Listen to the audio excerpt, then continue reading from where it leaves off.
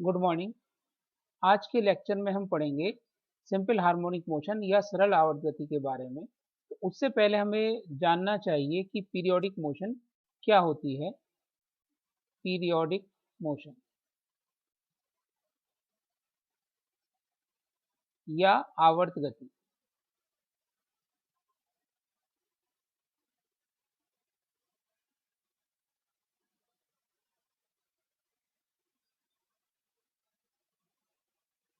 तो periodic motion एक ऐसी मोशन किसी कण की किसी बल के अंतर्गत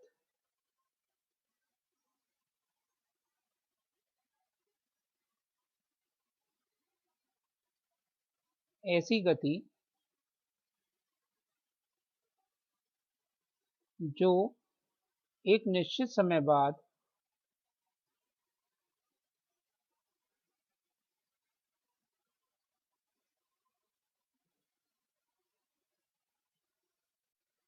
अपने को दोहराती है या रिपीट करती है।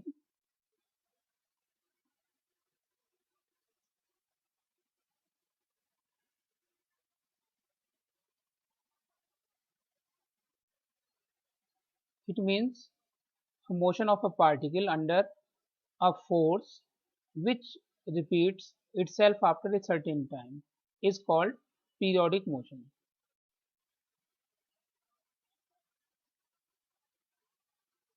जैसे कि पेंडुलम की मोशन,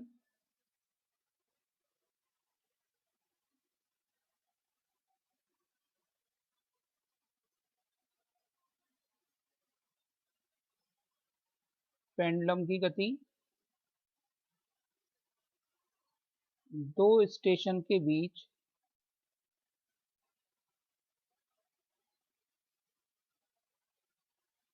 बस की गति आदि। अब पीरियोडिक मोशन भी दो प्रकार की होगी, एक तो ऑसिलेटरी, दूसरी नॉन ऑसिलेटरी। ऑसिलेटरी या वाइब्रेटिंग मोशन।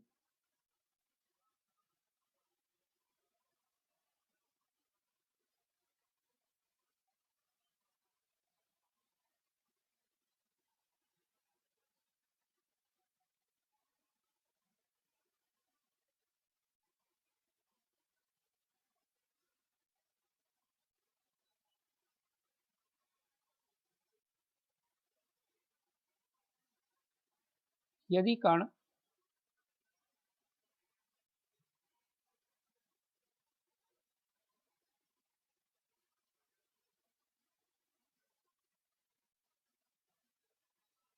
एक साम्य स्थिति के इक्विलिब्रियम पोजीशन, साम्य स्थिति के इधर उधर गति करता है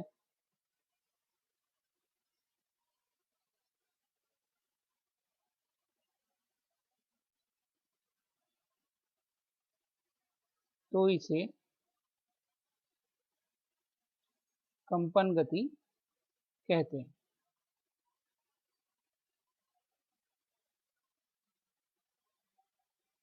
जैसे कि पेंडुलम की गति या स्प्रिंग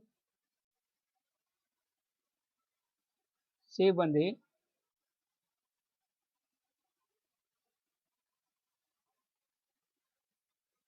द्रव्यमान की गति,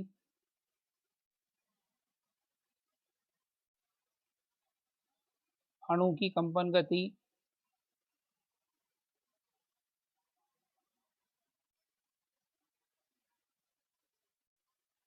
ये सब ऑसिलेटरी या वाइब्रेटिंग मोशन कहलाती है।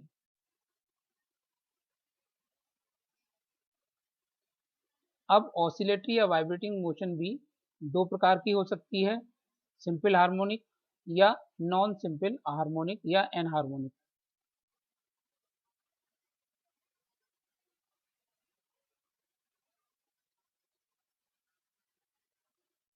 सिंपल हार्मोनिक मोशन, सरल आवर्त गति।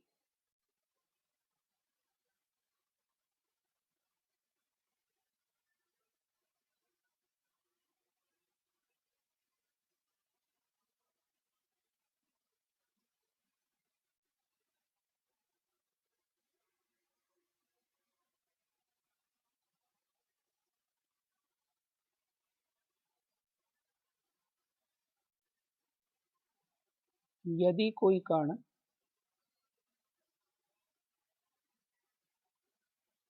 साम्य स्थिति के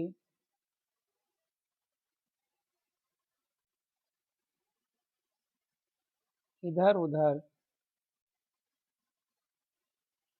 एक ऐसे बल के अंतर्गत गति करे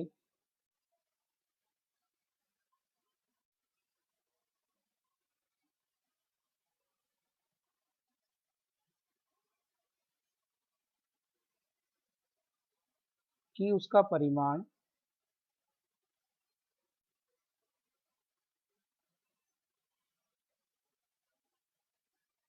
साम्य स्थिति से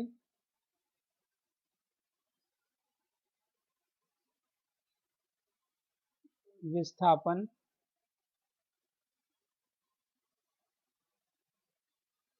के परिमाण के अनुक्रमानुपाती हो।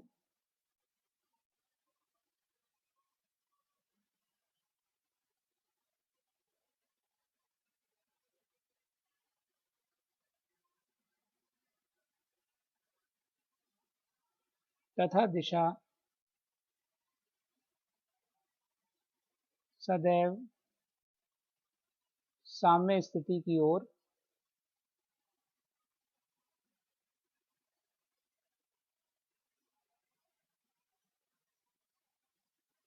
रहे तो इसे सरल आवर्त गति या सिंपल हार्मोनिक मोशन कहते हैं।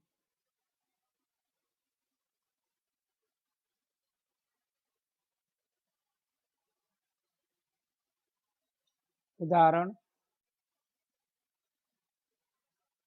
स्प्रिंग से बंधे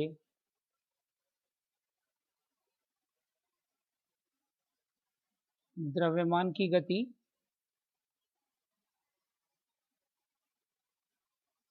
जबकि विस्थापन हुक की सीमा के भीतर हो।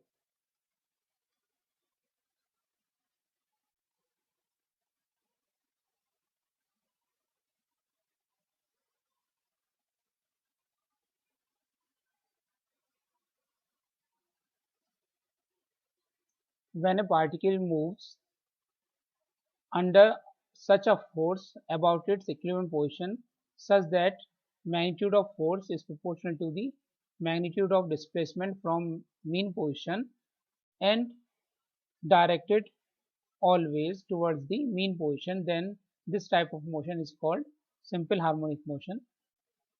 तो जिसका एग्जाम्पल है motion of a mass attached to a spring when displacement is under the Hooke's limit। अब यहाँ पर ध्यान देने योग्य बात यह है कि SHM में मीन पोजीशन के दोनों ओर विस्थापन, अधिकतम विस्थापन यानी कि आयाम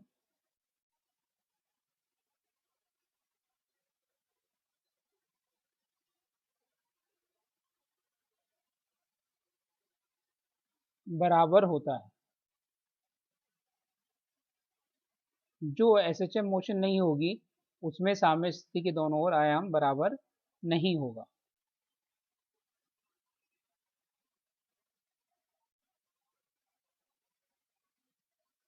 Now, differential equation of SHM।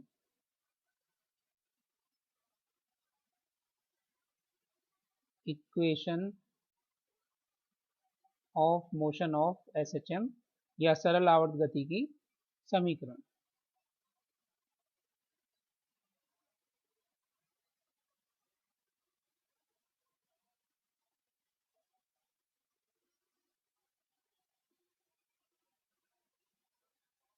तो मान लेते हैं हमारे पास स्मॉल m द्रव्यमान का एक पार्टिकल है जो कि x एक्सिस के अलोंग मीन पोजीशन O के इधर उधर वाइब्रेट कर रहा है।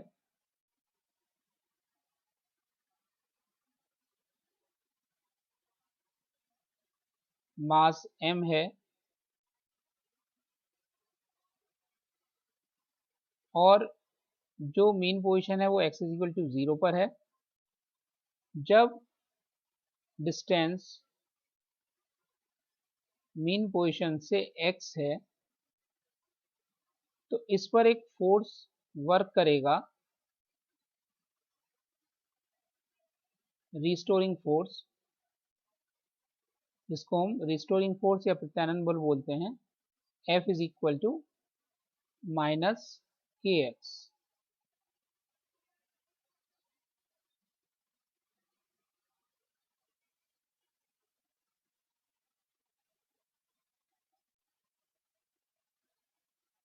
माना चित्रानुसार स्मॉल m द्रव्यमान का कण मीन पोजीशन O के अबाउट, O मतलब x इज इक्वल टू 0 के इधर उधर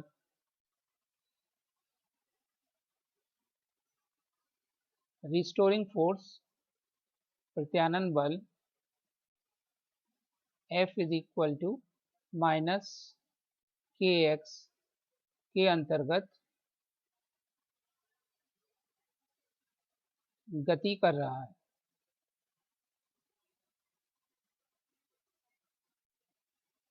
किसी समय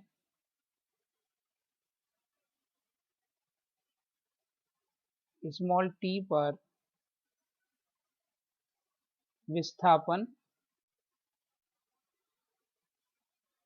स्मॉल x होने पर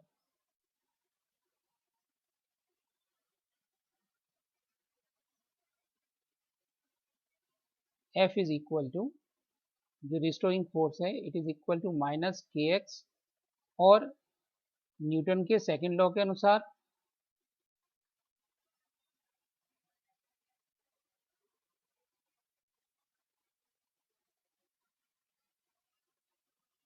F is equal to m d square x over D T square. अतः m d square x over D T square is equal to minus के x.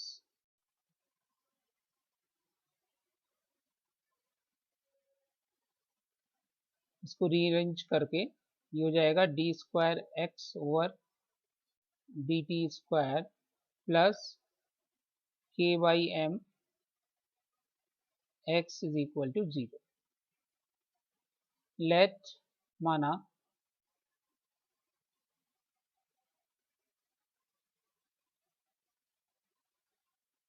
Small k by m is equal to omega square. Small k कहलाता है बल नियतांक, जहां small के बल नियतांक है। तो हमने के और एम को मान लिया ओमेगा स्क्वायर, ये इक्वेशन 1। अतः डिफरेंशियल इक्वेशन कन्वर्ट हो गई d square x over D T square plus omega square x is equal to 0।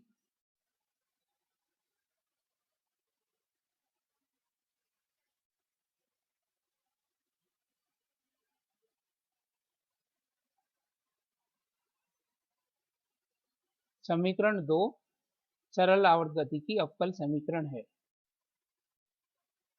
यह है SHM या सरल आवर्त गति की अवकल समीकरण।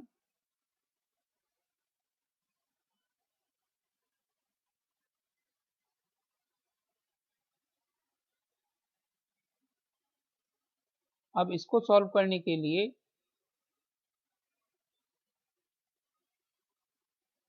हमने twice d x over D t से मल्टीप्लाई करेंगे।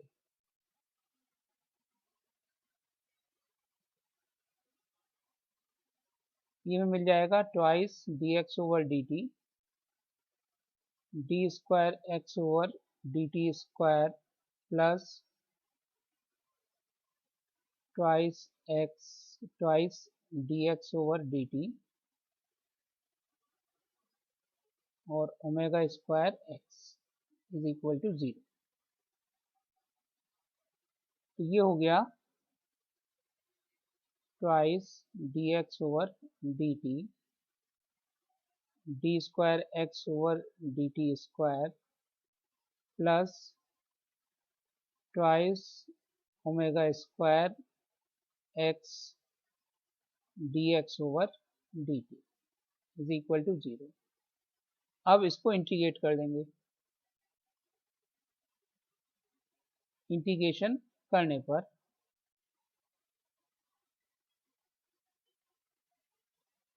तो जो फर्स्ट टर्म है ये कन्वर्ट हो जाएगी dx ओवर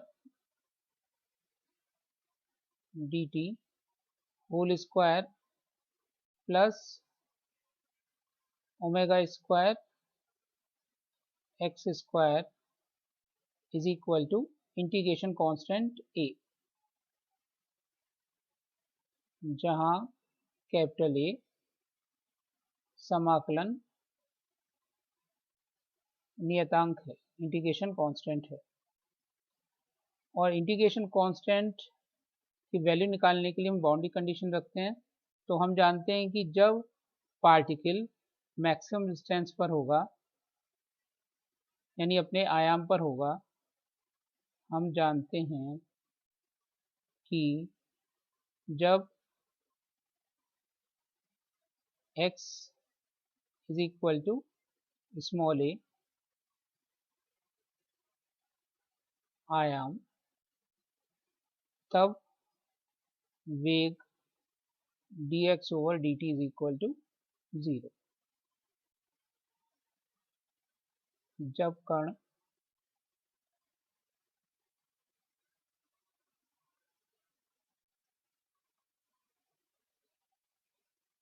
तो ये वैल्यू ऊपर समीकरण में रखने पर 0 square plus omega square small a square is equal to capital A।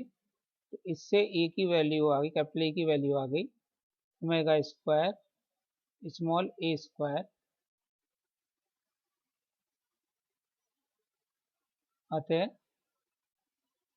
dx over dt whole square plus omega square x square is equal to omega square a square. Capital A का मान रखने पर समीकरण convert हो जाएगी dx over dt whole square plus omega square x square is equal to omega square small a square. और इसे rearrange करके हम लिख सकते हैं dx over dt whole square is equal to omega square bracket small a square minus x square. दोनों तरफ का अंडर रूट ले देंगे तो इससे dx ओवर dt की वैल्यू आ जाएगी dx over dt is equal to omega under root a square minus x square, जो कि मीन पोजीशन से x डिस्टेंस पर पार्टिकल की स्पीड को रिप्रेजेंट करेगा। ये हो गया इक्वेशन नंबर 3।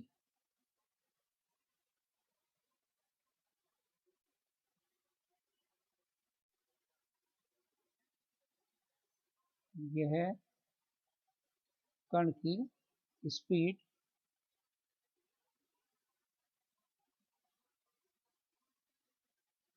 को रिप्रेजेंट करेगा। अब इसे पुनः रीअरेंज करेंगे, x वाली टर्म dx की तरफ ले ली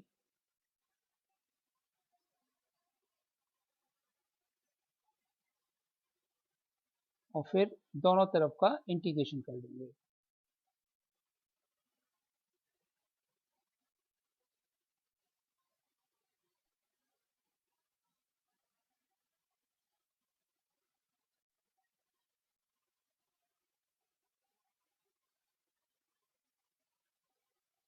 ये आ जाएगा sine inverse x over a is equal to omega t plus phi, जहाँ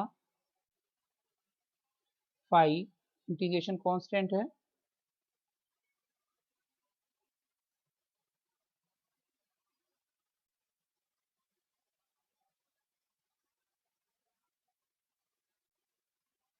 इसे इनिशियल फेज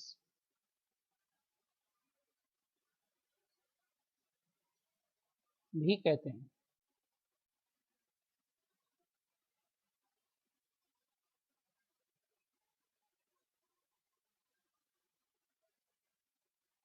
तो ये कन्वर्ट हो गया x is equal to sine small a sine omega T plus five.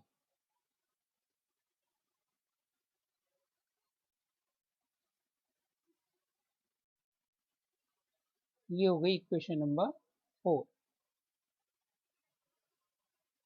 तो इक्वेशन नंबर 1 जिसमें ओमेगा स्क्वायर की value k by m दी थी, और इक्वेशन नंबर 2 थी differential equation of S H M, और इक्वेशन नंबर 4 है इसका सॉल्यूशन, सिंपल हार्मोनिक मोशन का सॉल्यूशन। उसके पार्टिकल की टाइम t के साथ क्या पोजीशन होगी वो इक्वेशन नंबर 4 से दी जाती है। यह है एस एच एम सरल आवर्त गति की अवकल समीकरण का डिफरेंशियल इक्वेशन का हल, ये सॉल्यूशन है।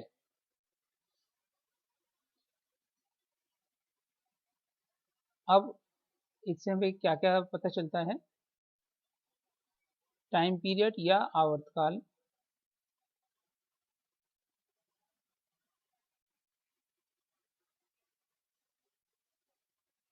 जिसे रिप्रेजेंट करते हैं कैपिटल टी से, ये इक्वेशन 2 से capital T is equal to 2 pi by omega, और तथा हम जानते हैं omega square is equal to k by m. अतः टी का मान, time period T is equal to 2 pi under root M by k spring के force constant.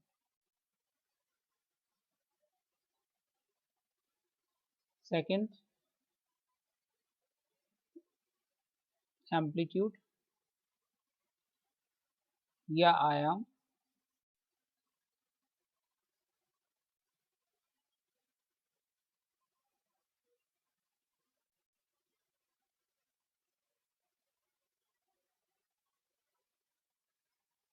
Maximum value of x is when, x का अधिकतम मान कब होगा, जबकि sine omega T plus phi is equal to plus minus 1। Hence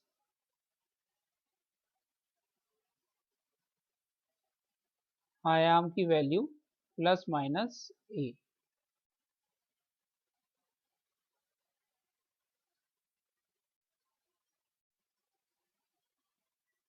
next, speed of particle,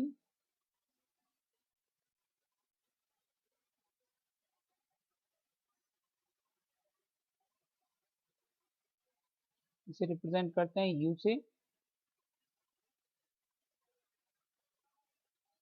तो u is equal to d x over D t, जो हमने निकाली थी समीकरण 3 से,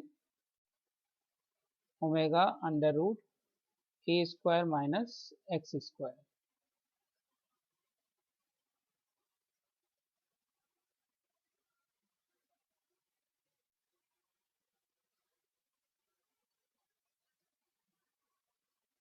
गतिज ऊर्जा, कण की गतिज ऊर्जा, kinetic energy.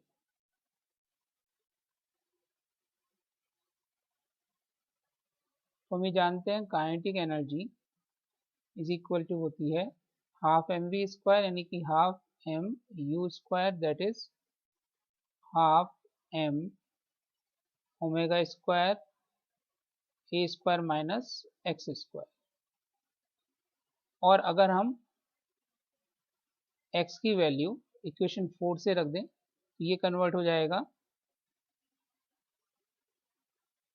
Half m omega square A square minus a square sine square omega t plus phi,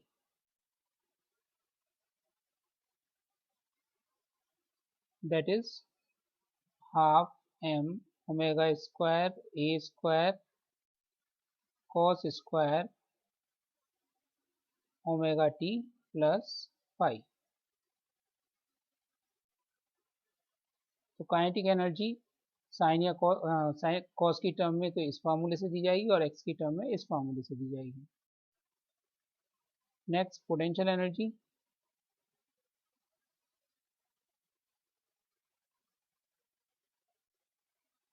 you.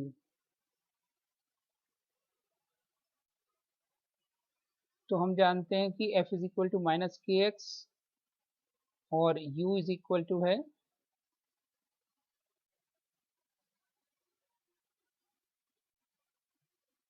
Integration minus F dx, so it becomes minus minus plus integration kx dx, that is half k x square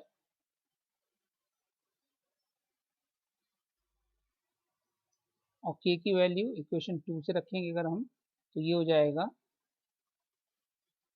half m omega square x square, sine या cos की term में रखना हो तो equation 4 से x की value रख देंगे तो ये हो जाएगा हाफ m ओमेगा स्क्वायर ए square sine square omega T plus five. Total energy,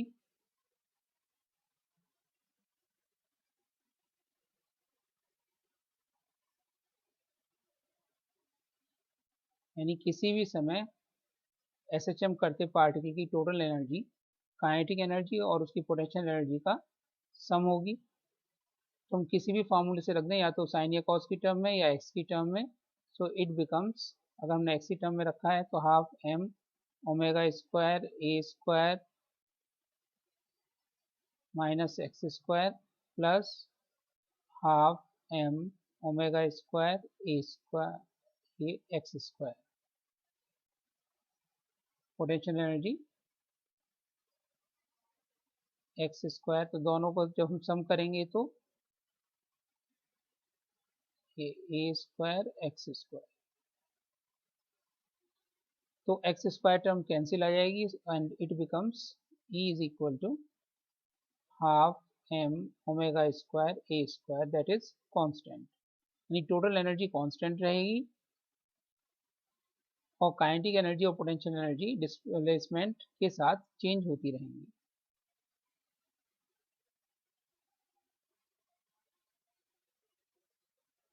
kinetic energy, potential energy व टोटल एनर्जी का डिस्टेंस या डिस्प्लेसमेंट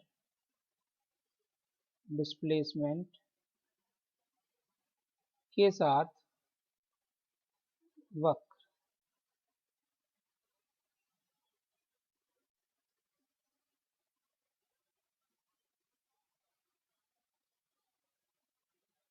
तो हम जानते हैं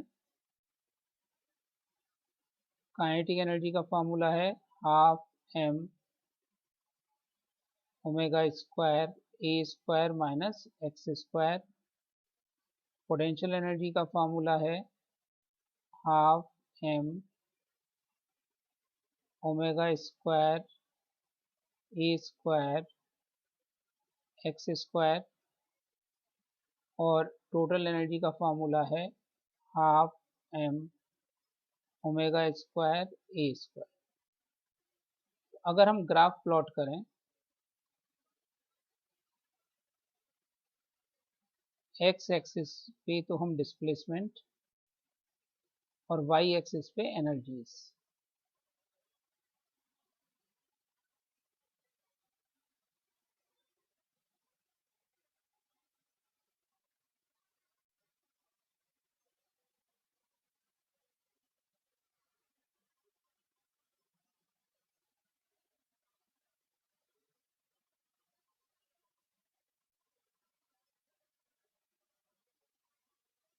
और एक्स एक्सिस में हो गया डिस्प्लेसमेंट।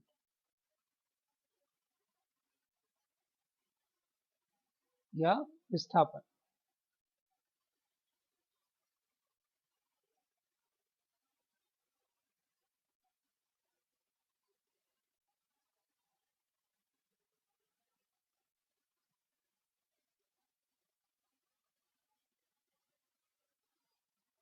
तो जो काइनेटिक एनर्जी है वो हम देखते हैं, जब एक्स की वैल्यू 0 होगी तब काइनेटिक एनर्जी मैक्सिमम होगी, और जब डिस्प्लेसमेंट मैक्सिमम होगा यानी आयाम पे होगा तो काइनेटिक एनर्जी 0 होगी, और ये एक पैराबोलिक पाथ आएगा, यानी एनर्जी पैराबोलिक फॉर्म में चेंज होगी। जब हम पोटेंशियल एनर्जी की बात कर रहे हैं तो पोटेंशियल एनर्जी देखते हैं कि जब एक्स की वैल्यू 0 है तो पोटेंशियल एनर्जी 0 होगी, और इसका कर्व भी पैराबोलिक होगा जिसका हेड ओरिजिन को टच करता हुआ जाएगा,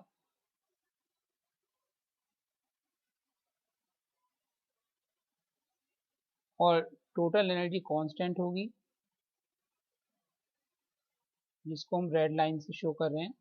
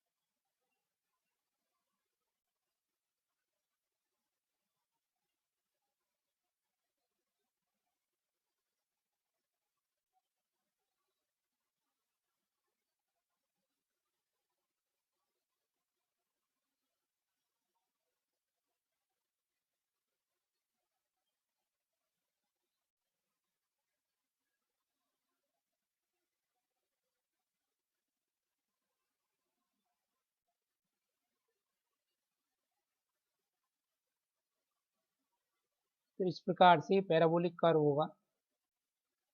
ये तो हो गया टोटल एनर्जी का, ये हो गया काइनेटिक एनर्जी का, और ये हो गया पोटेंशियल एनर्जी का। तो हम ये देखते हैं कि जब एक्स की वैल्यू मैक्सिमम है तब काइनेटिक एनर्जी मैक्सिमम,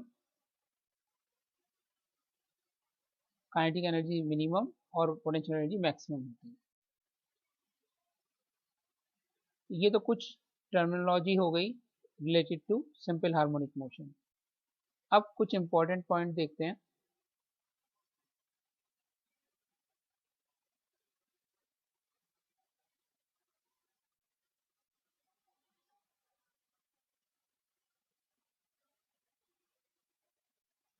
पहली बात कि न्यूमेरिकल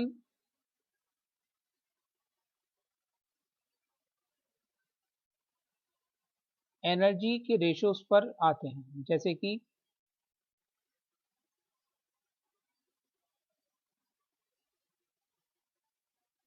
यदि काइनेटिक एनर्जी टोटल एनर्जी का हाफ हो तो एक्स की वैल्यू क्या होगी। तो ऐसे केस में काइनेटिक एनर्जी का फॉर्मूला रखेंगे, half M omega square A square minus x square is equal to half of total energy, that is half M omega square A square. तो इसको सॉल्व करेंगे, A square minus x square is equal to half of a square, so it becomes x square is equal to a square by 2, that is a इससे x की value आ गई, x is equal to a upon root 2। इस प्रकार से हम numerical solve कर सकते हैं। नेक्स्ट पॉइंट,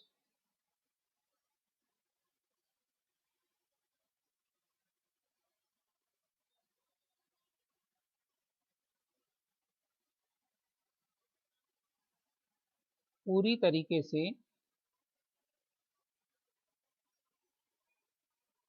सरल आवर्त गति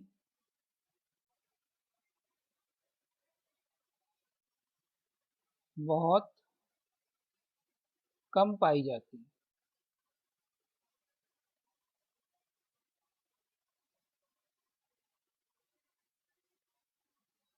क्या मतलब है इसका?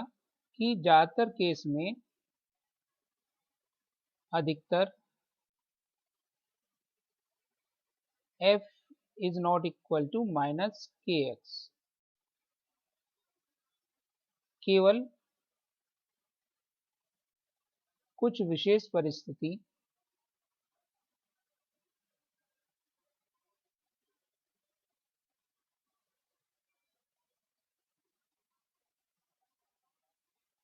में ही f is equal to minus के एक्स होता है।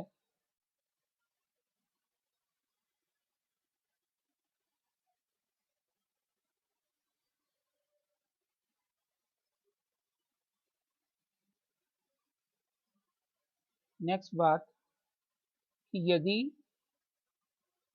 आयाम बहुत कम है तब भी जरूरी नहीं है कि वो गति सरल आवर्त गति हो।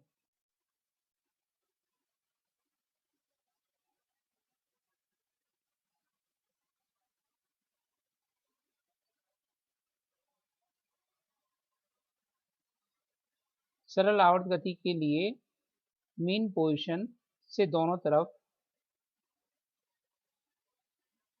आयाम बराबर होने चाहिए।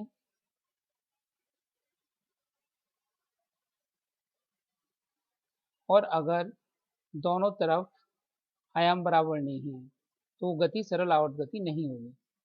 जैसे किसी मेम्ब्रेन या जाली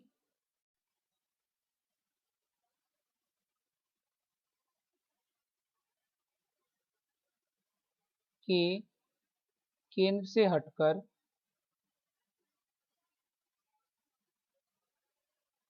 कुछ द्रव्यमान लगा दें तो यह सरल आवर्त गति नहीं करेगा।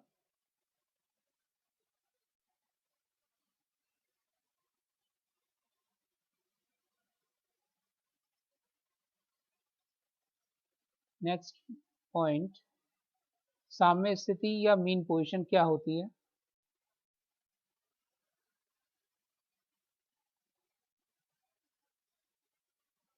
वह स्थिति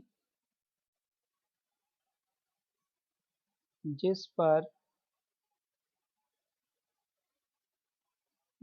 कण पर लगा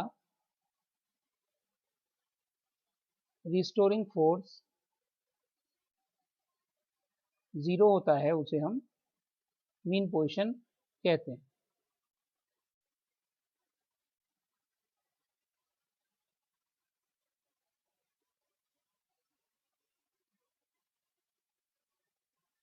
सिंपल हार्मोनिक मोशन का इंपॉर्टेंस।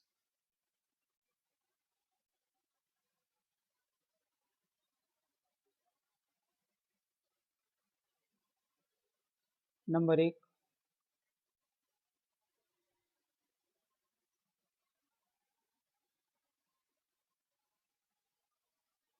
बहुत से भौतिक घटनाओं फिजिकल फिनोमेना में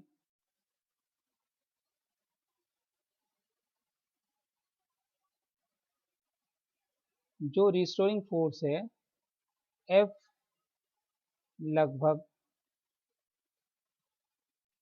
प्रोपोर्शनल टू माइनस एक्स होता है, या माइनस के विस्थापन प्रोपोर्शनल टू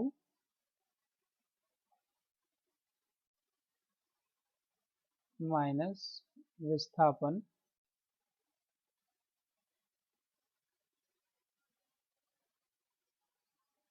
होता है। जैसे ठोस में अणुओं की गति,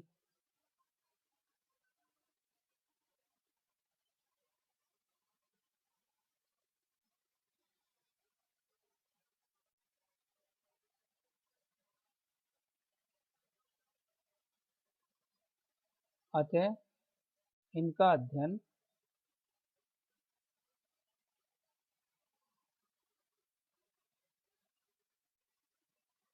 किया जा सकता है।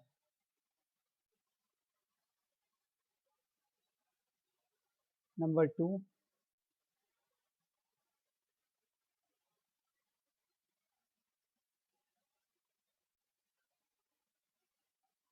कॉम्प्लिकेटेड पीरियोडिक मोशन जटिल आवर्त गति को भी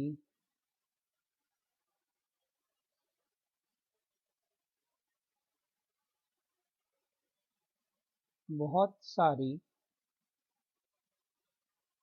सरल आवर्त गतियों के कॉम्बिनेशन से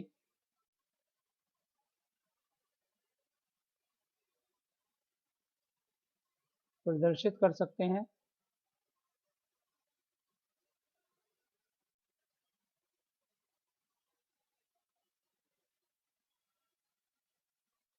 जिनकी आवृत्तियां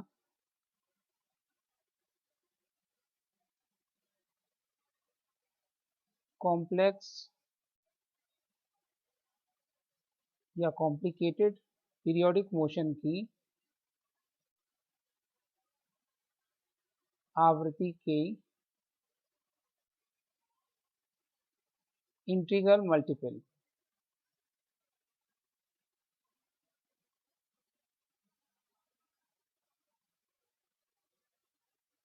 होती है। यानी इस प्रकार से हम किसी कॉम्प्लिकेटेड पीरियोडिक मोशन को कन्वर्ट कर सकते हैं, ब्रेक कर सकते हैं सिंपल हार्मोनिक मोशन के कॉम्बिनेशन से, और फिर उनका अलग अलग स्टडी करके हम कंबाइंड इफेक्ट के बारे में पता लगा सकते हैं। जैसे कि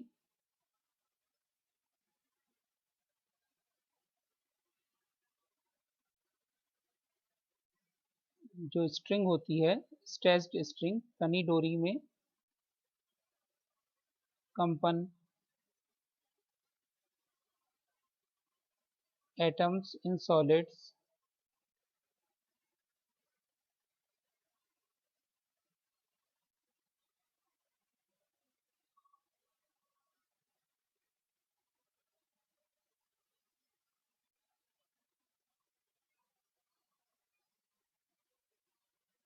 और किसी कैविटी के अंदर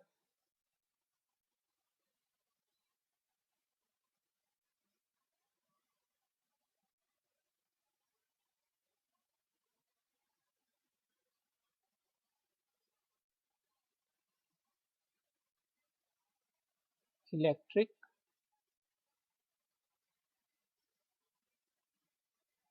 व ऑप्टिकल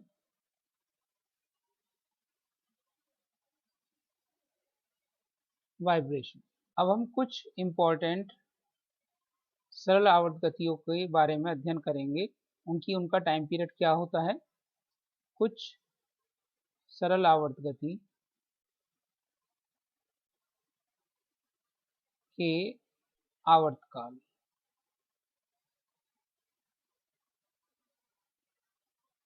के फार्मूले हम ज्ञात करेंगे। इसमें सबसे पहले आता है नंबर 1, वाइब्रेशन मैग्नेटोमीटर या कंपन चुंबकमापी।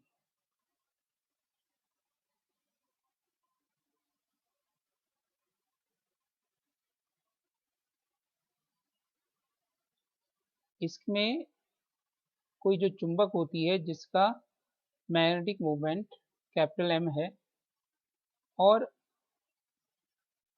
उसको अगर हम अर्थ के horizontal field, magnetic field H के अंदर हैंग करके रोटेट करेंगे तो एच के कारण उस पर एक रिस्टोरिंग टॉर्क लगेगा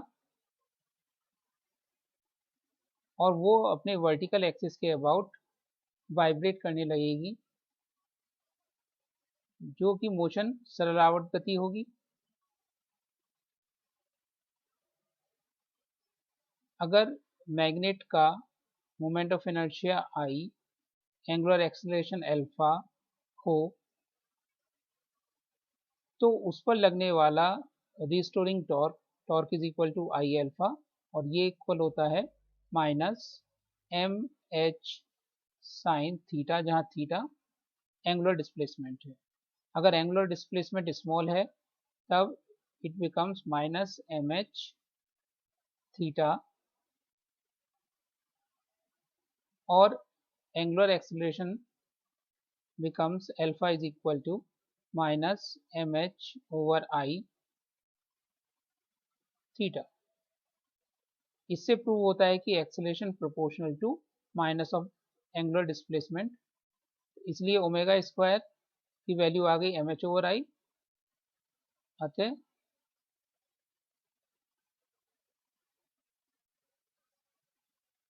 एंगुलर एक्सेलरेशन ओमेगा स्क्वायर की वैल्यू हो गई M H over capital I, और इससे टाइम पीरियड आ गया t is equal to 2 pi by omega, that is 2 pi under root I over M H. इसकी सहायता से हम जो अननोन मैग्नेट है उसका मैग्नेटिक मोमेंट कैलकुलेट कर सकते हैं, अगर उसका हमें मोमेंट ऑफ इनर्शिया आई और उस जगह अर्थ के मैग्नेटिक फील्ड का हॉरिजॉन्टल कंपोनेंट एच पता हो तो। दूसरा इंपॉर्टेंट मोशन है spring mass.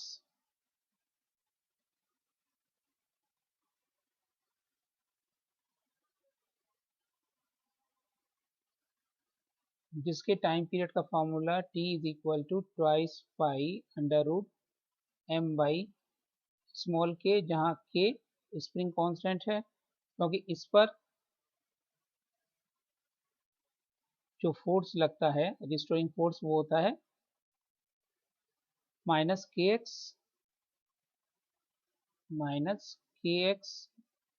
Is equal to M D square x over D T square. इस इक्वेशन की हेल्प से हम प्रूव कर देते हैं कि ये मोशन सिंपल हार्मोनिक है, उसका time period t is equal to 2 pi under root M over K आता है। नेक्स्ट है टॉरिजन pendulum.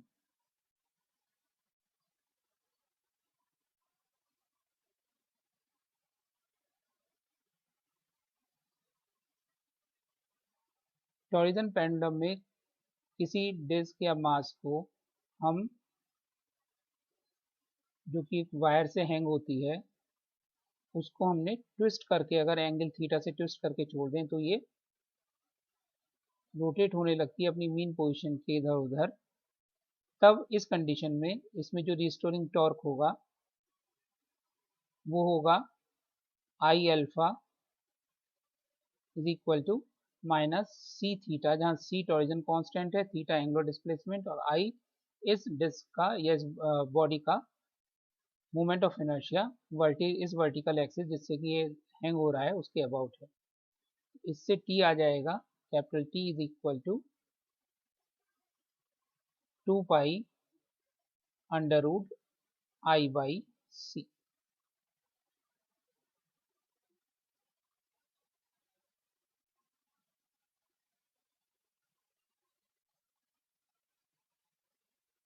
Next fourth, compound pendulum. Compound pendulum एक ऐसा पेंडुलम होता है जिसमें मास सस्पेंशन पॉइंट से लेकर और सेंटर ऑफ ग्रेविटी तक फैला हुआ होता है, जबकि सिंपल पेंडुलम में मास सस्पेंशन पॉइंट से लेकर एक डेफिनेट डिस्टेंस पर होता है, लेकिन यहाँ पर फैला हुआ होता है, जैसे कि बार पेंडुलम, किसी भी शेप की बॉडी को अगर हम किसी पॉइंट से हैंग कर दें और उसकी मीन पोजीशन से उसको डिस्प्लेस कर दें, तो वो अपनी मीन पोजीशन के अबाउट रोटेट करने लगता है, वाइब्रेट करने लगता है।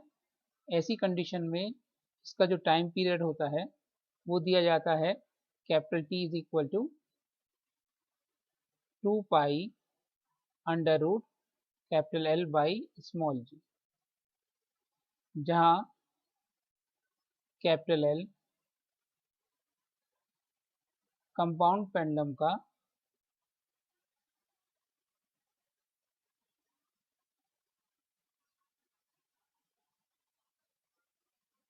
की प्रभावी लंबाई है।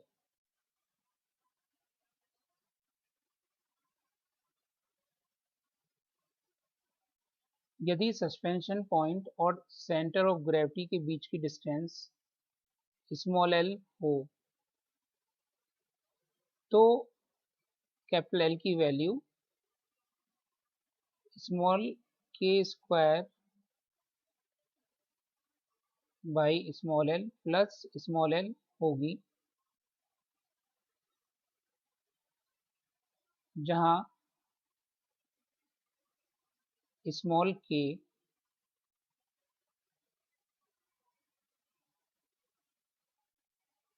सस्पेंशन पॉइंट से जाने वाले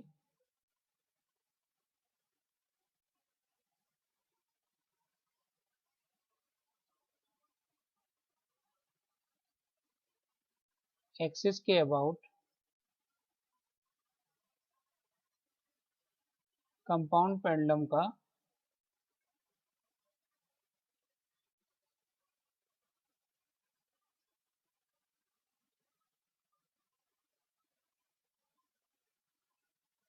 की घूर्णन त्रिज्या या रेडियस ऑफ जायरेशन है।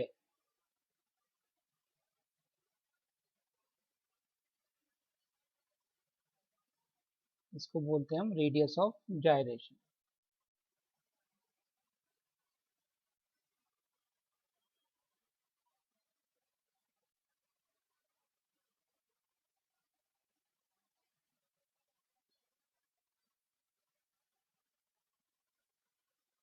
इसी प्रकार से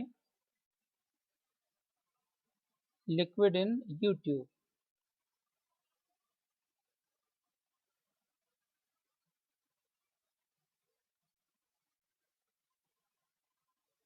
तो अगर किसी यू ट्यूब के अंदर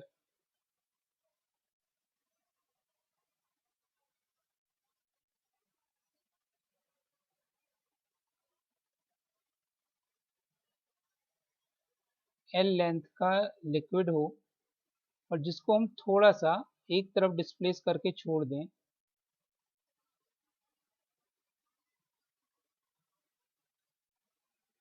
तो वो आर्म्स के अंदर ऑसिलेट करेगा, और वो मोशन सिंपल हार्मोनिक मोशन होगी, और जिसका time period capital T is equal to twice pi under root L over 2G होगा।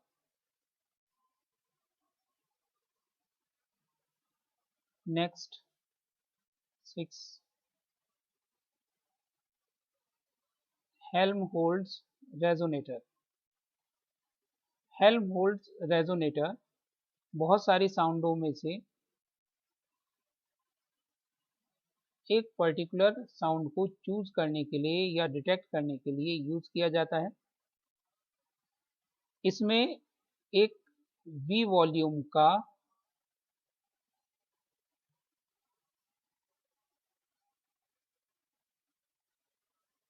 एक स्फेरिकल शेल होता है, जिसके एक तरफ क्रॉस सेक्शन ए एरिया की नेक होती है, जिसके अंदर से साउंड अंदर आती है, और दूसरी तरफ एक कोन टाइप का छेद होता है, जिसमें से साउंड बाहर निकलती है।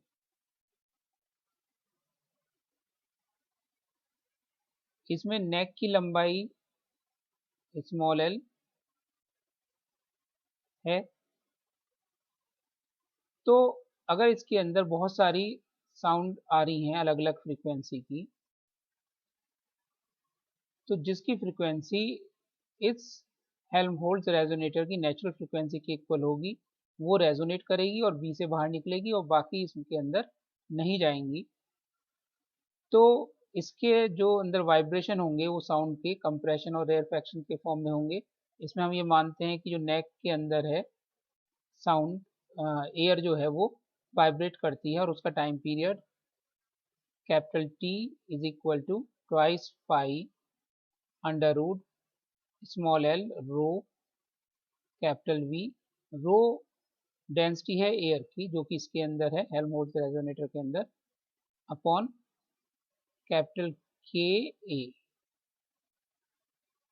होता है। और इससे हम फ्रीक्वेंसी निकाल सकते हैं N is equal to 1/t, that is 1/2 pi under root K A over L rho B, जहाँ पर के है bulk modulus of air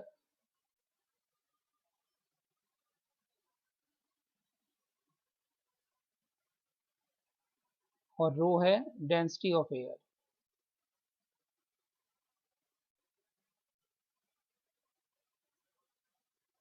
A cross section area of neck, L length of neck.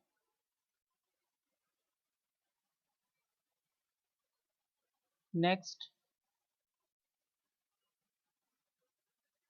LC circuit या electronic circuits.